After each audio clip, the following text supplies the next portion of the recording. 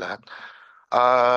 Narinig po natin kanina ano yung violation doon sa JAW no, kapag insufficient funds yung mga RFIDs natin. So sinasabi po ng DOTR, obstruction of traffic. So doon tayo ipe-penalize. Kapag nag-create na kasi insufficient balance tayo, magke-create ngayon ng traffic kasi tatawid pa yung nasa booth para itap yung ID natin. Ngayon, kung sufficient naman yung balance natin o maraming laman yung RFID natin, yung wallet natin at hindi tumaas, nag-cause ng traffic, yung concessionaire po ba o yung tollway concessionaire, nakalagay po ba sa JMC na pwede rin silang i-penalize? Ano ito, ano yung penalty nila dahil nag-create din po ng obstruction of traffic.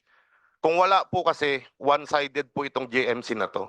Mr. Chair, yun lang po, Mr. Chair. Salamat. Anybody from the OTR who will answer that? Mr. Chair, Yes.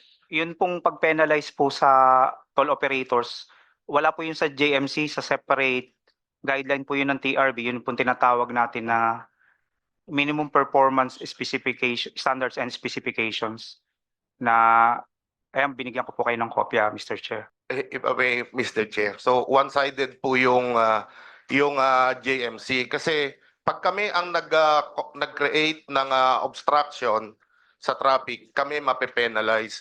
Pagpalpak yung system na ginagamit ng mga tollways concessionaire at nag-create ng napakahabang traffic, hindi sila mape-penalize.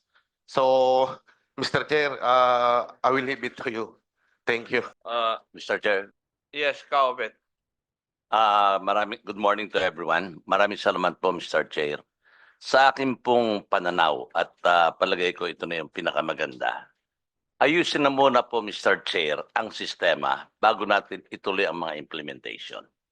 Sapagkat kung maayos ang sistema ng TRB, ng both NLEX and SouthLEX, palagay ko po yung mga pinag-uusapan natin pwede natin i-implement. Pero hanggat may problema po ang sistema nila, yung pong naranasan nyo, Mr. Chair, naranasan ko rin. At sinabi ni Ariel, naranasan niya. Marami po hong nakakaranas ng ganyan. Kanya siguro sa TRB, kay ED Orculio, siguro po ayusin muna yung sistema. Sapagkat marami hong mga pangyayari na talagang naaapektuhan ang motorista. Kung maayos na po ang sistema, Mr. Chair, pwede noon nating implement lahat yung mga dapat na i-implement at nang noon magkaroon naman po ng disiplina ang ating mga motorista. Yun lamang po, Mr. Chair, at maraming salamat po. Thank you. Anybody else who want to say something? Asik Mendoza. Yung sinasabi po yung Supreme Court decision, did it authorize you to set the violation?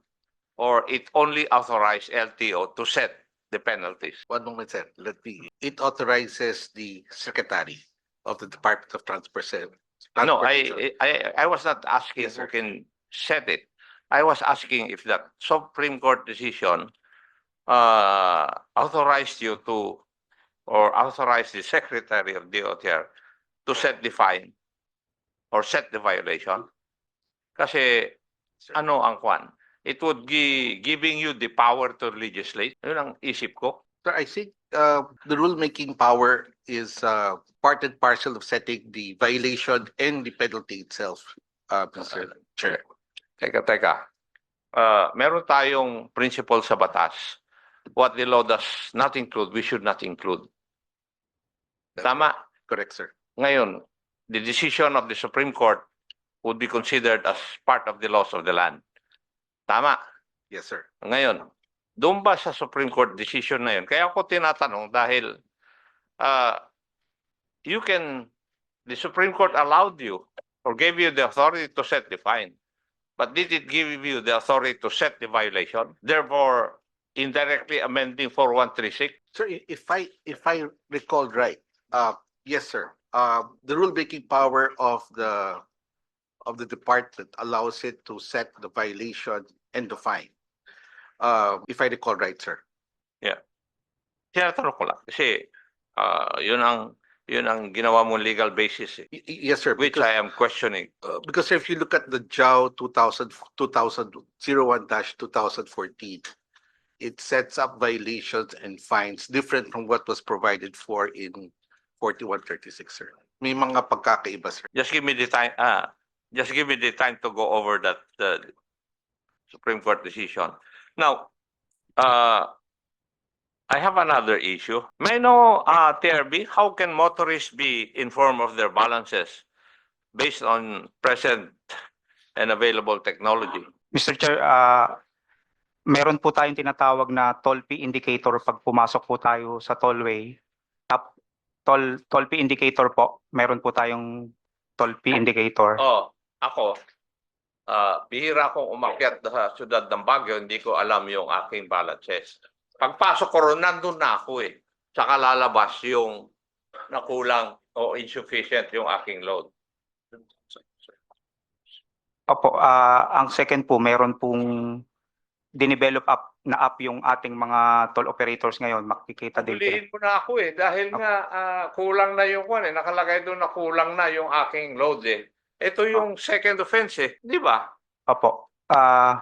May may yung pong inaano ngayon ng board, nire-require ngayon is yung push button notification. Oh. Na bago pumasok po yung motorista, Naka-install na ba yun? ang alam ko po, Yes or no? meron na po yata yung mga ano, May I ask the toll operators, is there such a thing there now? On Metro Pacific side, sir, for NLEX, Cavitex, SCTEX, we already have the app called MPT Drive Hub.